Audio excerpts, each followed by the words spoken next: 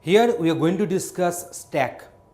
Stack is nothing but one linear data structure where insertion and deletion will take place only at one end.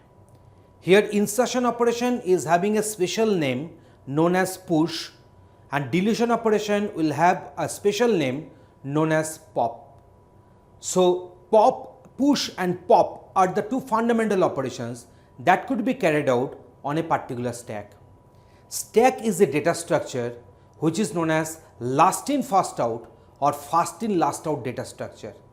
So that means here the data which will be inserted at last, which will be pushed at last, will be popped out at first.